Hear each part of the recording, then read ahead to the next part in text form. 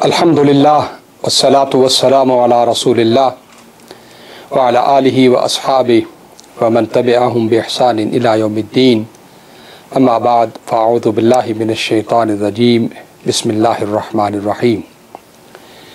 The month of Ramadanul Mubarak is fast approaching, and almost every year the Muslim community of North America goes through some chaotic situations when it comes to the beginning or the end of the month of Ramadan. When we look at the Quran, we are told that the month of Ramadan is the month of the Quran and also the month of the blessings of Allah subhanahu wa ta'ala. Shahru Ramadan alladhi unzila fihi al-Quran hudan linnasi wa bayyinatin min al-huda wal-furqan. فمن شهد منكم الشهر فليصمه ومن كان مريضا أو على سفر فعدة من أيام أخر يريد الله بكم اليسر ولا يريد بكم العسر ولتكملوا العدة ولتكبروا الله على ما هداكم ولعلكم تشكرون. In the philosophy of the month of Ramadan, Allah subhanahu wa ta'ala tells us that فَمَنْ شَهِدَ مِنْكُمُ الشَّهْرَ فَلْيَصُمْ. Whosoever witnesses the month of Ramadanul Mubarak, let that person fast. And whosoever is unable to fast the month of Ramadan because of some sickness or because of traveling, then let that person make up for the missed days of the month of Ramadan. The ideology or the philosophy behind the month of Ramadan is Yusr. Yuridullahu bikumul Yusr. Allah subhanahu wa ta'ala wants to make things easy for you in the month of Ramadan. And He does not want to cause you hardship. What He wants you to do is لِتُكَبِّرُ اللَّهَ عَلَى مَا هَدَاكُمْ وَلِتُكْمِلُوا الْعِدَّةَ, that you complete the days of the month of Ramadan, that you glorify Allah subhanahu wa ta'ala, and then you express your gratitude for the guidance and for the Quran, for the month of Ramadan, which He has blessed you with. And the Prophet ﷺ told us that the month of Ramadan is Shahrul Sabr, is the month of patience, Shahrul Muwasat, the month of mutual sense of caring and sharing, the month of Al-Maghfirah, the forgiveness from Allah subhanahu wa ta'ala, and also Idkum min al-Nar, is the month of emancipation from the hellfire. Unfortunately, the month of Ramadan sometimes becomes the month of impatience.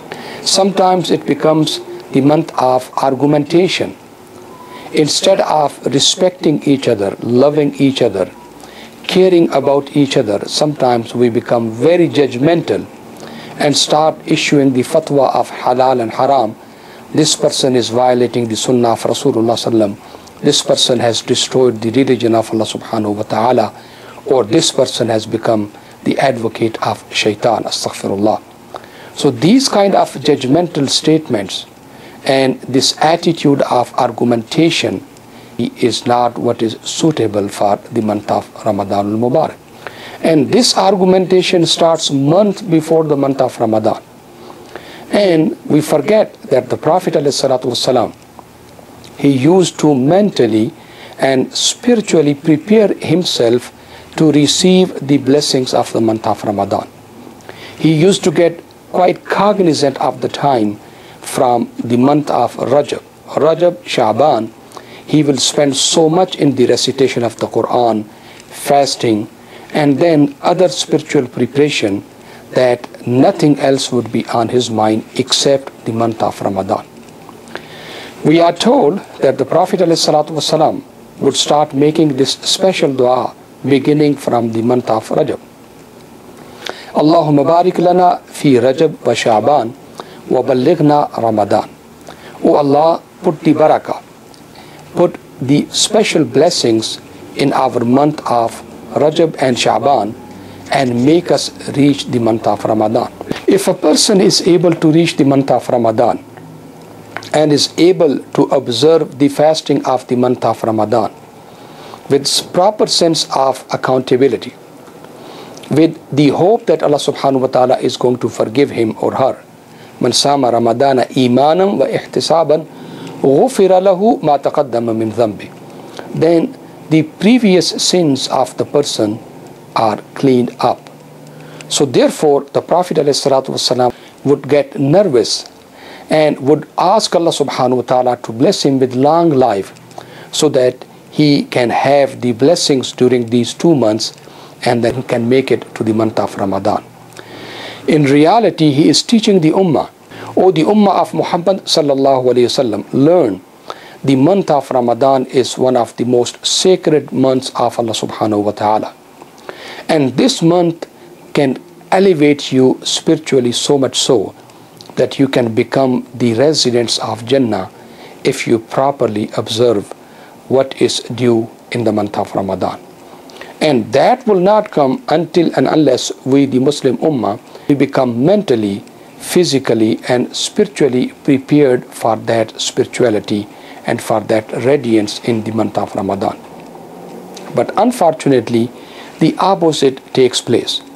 We start fighting and arguing about the moon sighting or the calculation, and we start putting each other down, and instead of having the unity which is a fard required by Allah subhanahu wa ta'ala through the verses of the Quran, as in Surah Al Imran Allah subhanahu wa ta'ala says, وَاعْتَصِمُوا بِحَبْلِ اللَّهِ جَمِيعًا وَلَا تَفَرَّقُوا, that hold fast to the rope of Allah subhanahu wa ta'ala and do not cause disunity and disruption among your ranks.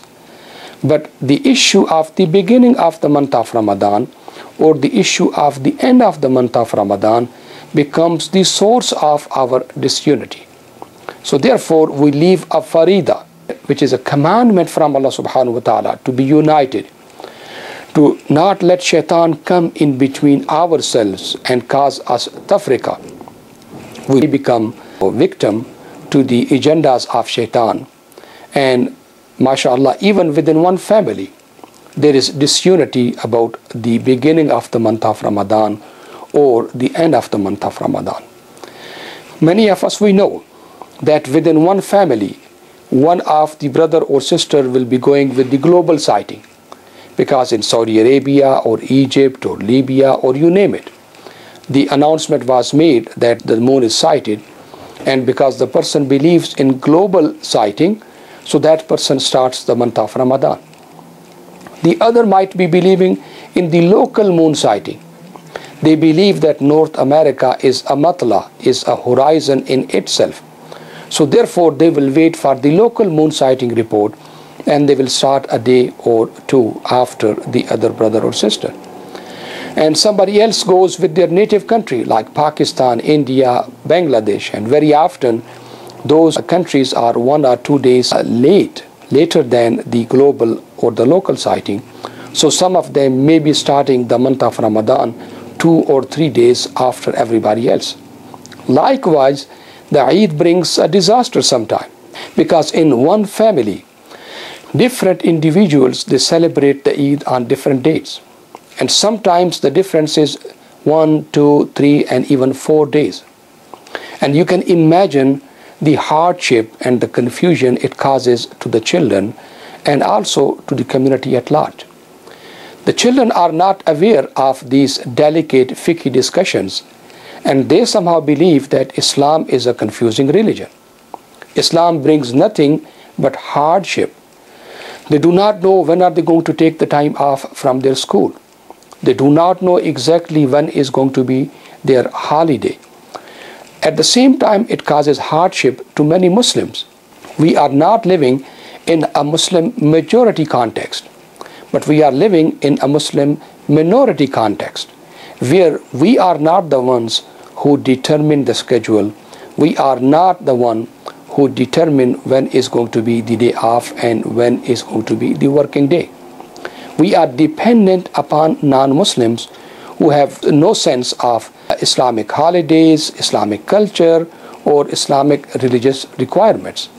So therefore, all of us, we know the month of Ramadan or the day of Eid causes us a lot of hardship. We are unable to notify our office or our job about the days I will take the off, and very often we say, okay, maybe Thursday and Friday or Friday and Thursday. We give them 1, 2, 3 different dates. And that has been the source that Muslims have not been able to get their holidays recognized through the counties, cities, as well as on the national level. Because there is disunity, there is lack of precision, and there is lack of notice also. So therefore, instead of benefiting from the month of Ramadan and taking it easy, which Allah subhanahu wa ta'ala tells us in the Quran is the original philosophy of the month of Ramadan, yuridullahu bikumul yusr wa la yuridu bikumul usr. Allah subhanahu wa ta'ala wants to make things easy for you in the month of Ramadan, but we try to make things difficult for us. And that's the reason that the Muslim community of North America has suffered on the issue of moon sighting for decades. Actually, it has become an issue of moon fighting instead of becoming the moon sighting. Very often, some of the brothers and sisters, they say it is such a simple issue and it is so much clearly commanded by the saying of the Prophet ﷺ that you just look at the moon, you start the fasting, and that's it.